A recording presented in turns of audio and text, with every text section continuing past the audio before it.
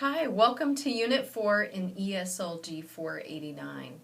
And our focus in this unit is to begin to understand some of the cultural experiences of those who are originally from Southeast Asia. And this unit kind of focuses around one central interview, and that's an interview with a woman named Oma. And Oma originally came from the country of Myanmar, which is the newer name for Burma. And she's been here for about 11 years, and in that time she's learned English, and now she's actually acting as an interpreter for those who also are originally from the country of Burma or Myanmar. And as she tells her story, you will notice automatically that she's still learning English. She's still developing her fluency. And if you struggle with it, I would suggest just keep listening and listen 2 or possibly even 3 times. You will be what they say in our profession, developing your ear. So one of the roles that you have in your classroom is to be able to understand what your students are producing in English at whatever level that they're at. And so earlier in their time in speaking English, of course they'll struggle more, and their pronunciation will be more difficult to understand. So I can understand Omar perfectly. I suspect that you won't, and so it'll take a little bit of work. Go back, listen to a clip over and over again if that's what it takes for you to understand it. And if you really can't understand a certain clip, just move on and then ask me later. So as Omar tells her story, there are many issues that come up and that come out. And what I've done is I've gone on and done a second interview with an ESL teacher who teaches principally students who are originally from Myanmar. So you'll hear from Monica Graham on how the adult refugee students from Myanmar, how they're doing in her class, and how she changes what she does in her class to kind of meet that group where they are. After that, there are 2 readings that I'd like you to view after you listen to Monica's interview. And both of them are teaching resources, and they both come from a website that I think that you'll find helpful and you'll probably want to bookmark for later and to use in your career.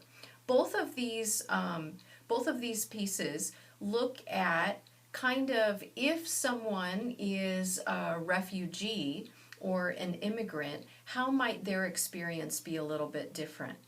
The first article takes a look at how especially refugee students coming into your classroom, especially if they've been living in a refugee camp, how their expectations, their assumptions, their perspectives, their experiences are going to be a little bit different.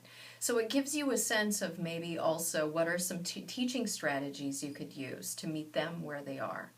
The second article actually focuses on the parents, and I think it'll help you understand and add to what Oma says in her interview, the experience of parents in a U.S. school when they've come from a very different type of schooling, if schooling at all. And that article too gives you some strategies that you can actually apply to make, if you're teaching in K through 12, your classroom more welcoming and inviting to those parents who are coming from a very different educational background. After that, I've put a URL of a site that has a list of all the languages in Myanmar. Now, Oma talks about how diverse the languages are, and she talks about dialects. She talks about the language of Burmese and then all of the dialects. And here in the Spokane area, most of the students that we have speak a dialect of Karen or a dialect of Chin. I don't want you to memorize that list. You don't need to look at the whole thing, but I want you to just kind of browse through it and just let yourself absorb how many different dialects that students from one part of the world might have.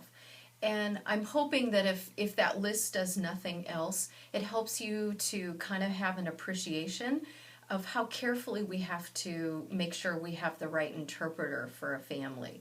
There have been a lot of kind of educational tragedies that have happened by choosing an interpreter who's from the right language or language family, but not the right dialect.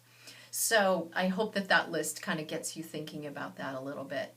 The next two places that I want you to go after that are both video clips. The first one is, it's a video that someone visiting the largest, I think, the largest refugee camp on the border between Thailand and Myanmar. They made that visit, and so you get a sense of what the camp looks like. It's also very likely that that's one of the camps that the students in the Spokane area originally came from. What I'd like you to do before you watch that clip is kind of make some predictions in your mind about what it's like. Maybe you can reflect on what Oma says in her interview. Make some predictions before you watch that video clip and see how closely your predictions were right. I was actually very surprised. Now that video clip is about 48 minutes.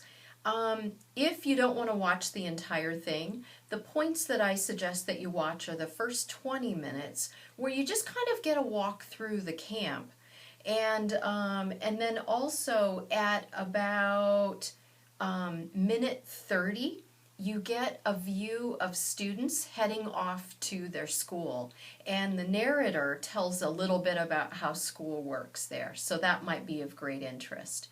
And at the end of the clip, if you watch the whole thing through, you'll hear about some tensions in the camp between the Karen group and Muslims. And I think it's good for us to kind of hear whether or not that clip is capturing the truth or not. It's good for us just to recognize the kinds of tensions that very understandably could rise up in a refugee camp where there are very few resources and very few opportunities. And after that, finally, a clip from popular culture. You might have seen or heard of the movie Gran Torino. Gran Torino was a film that was made about kind of a curmudgeon-y older man, a description by someone who's Hmong, who was in the movie, of the old man, Walt, was something like equal opportunity racist.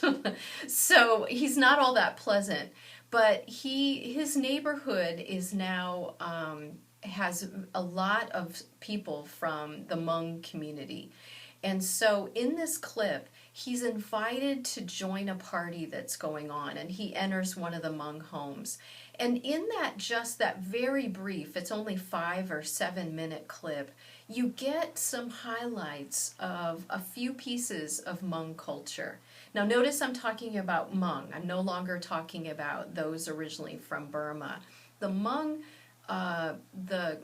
community is not directly connected with any particular country. They're spread out between Vietnam and Laos, and I don't know a whole lot about the culture, but one book, if this interests you at all, or you eventually begin working a lot with students from Southeast Asia, I would suggest that you read the book The Spirit Catches You When You Fall Down. It's my all-time favorite book, and it's written about a family in Merced, California, from the Hmong community. Notice I said Merced, California.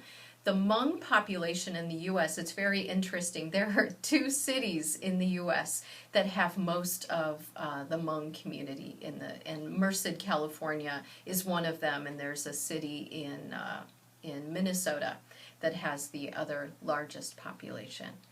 So I've chosen, of all the different resources I could choose for us to explore together, I've chosen quite a variety for this unit. I hope that you enjoy exploring with me, and I hope that you enjoy thinking through some of these issues that come up.